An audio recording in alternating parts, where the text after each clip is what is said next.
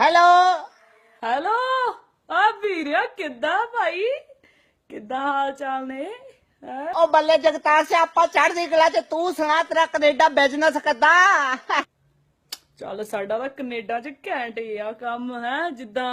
4-5 store ਖੋਲ ਲਏ ਉਹ 4-5 ਸਟੋਰ ਆ ਅਸੀਂ ਵੱਡਾ ਗੈਸ ਸਟੇਸ਼ਨ ਲਾਇਆ ਹੈ ਉਹ ਇੱਕ gas station that is very very nice ਇੰਨੇ ਪੈਸੇ ਹੋ ਗਏ ਯਾਰ ਹੁਣ ਤਾਂ ਗਿਣਨ ਦਾ ਟਾਈਮ ਹੀ ਨਹੀਂ ਮਿਲਦਾ ਅਸੀਂ ਇੰਨੇ ਰਿਚ ਹੋ ਗਏ ਬਾਤ ਆ ਬਈ ਇੰਨਾ ਪੈਸਾ ਮੇਰਾ ਛੱਡ ਤੂੰ ਆਪਣਾ ਦੱਸ ਕਿੱਦਾਂ ਹੋ ਰਿਹਾ ਇੰਡੀਆ ਵਿੱਚ ਉਹ ਮੇਰਾ ਬਿਜ਼ਨਸ ਪੱਠੇ ਬਾਹ ਮੱਝ ਨੂੰ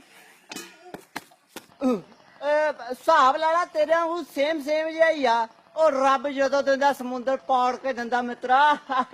8-9 ਫਾਰਮ ਆ ਵੱਡੇ ਵੱਡੇ 2-4 ਟਰੈਕਟਰ ਆ ਭਈਏ ਰੱਖੇ ਆ ਆਪਾਂ ਬਾਵਾ ਸਾਰੇ ਆਪ ਤਾਂ ਮੈਂ ਕੁਛ ਕਰਦਾ ਹੀ ਨਹੀਂ ਉਹ ਤਾਂ ਸਾਰੇ ਭਈਏ ਕਰਦੇ ਆ ਓਏ ਕਿੱਥੇ ਮਰ ਗਿਆ ਤੂੰ ਟੋਲੇ ਸਾਹਿਬ ਕਿੱਥੇ ਕਰਾਈ ਹਲੇ ਤੱਕ ਪਤਾ ਨਹੀਂ ਕੀ ਆ ਫੋਨ ਨੂੰ ਪਤਾ ਨਹੀਂ ਕੀ ਹੋ ਰਿਹਾ ਆਏ ਮੈਂ ਤੈਨੂੰ ਬਾਅਦ ਚੋਂ ਕਾਲ ਹੈਲੋ ਚੱਲ ਚੱਲ ਚੰਗਾ ਓਕੇ ਟਾਕ ਜੂ ਸੂਨ ਬਾਏ ਬਾਏ ਆਉਣਾ ਵਾਹ ਰੱਬਾ ਮੈਨੂੰ ਇੰਡੀਆ ਰੱਖਣਾ ਸੀ ਤੂੰ ਇਹਨੂੰ ਸਾਲੇ ਨੂੰ ਕੋਈ ਪੈਂਦੇ ਚ ਸਾਈਕਲ ਨਹੀਂ ਦਿੰਦਾ ਹੁੰਦਾ ਸੀ ਹੁਣ ਸਾਲਾ ਵੱਡੀਆਂ ਵੱਡੀਆਂ ਗੱਡੀਆਂ ਚ ਰਾਈਡ ਲੈਂਦਾ ਹੋਣਾ ਹੁਣ ਤਾਂ ਸਾਲਾ ਸੀਟ ਤੇ ਬੈਠਾ ਨੋਟ ਕਹਿੰਦਾ ਹੋਣਾ ਗਲੋਸਰੀ ਲੈ ਆਈਏ ਆਪਾਂ ਭਰਾਵਾ ਬੈਸਕੋਟ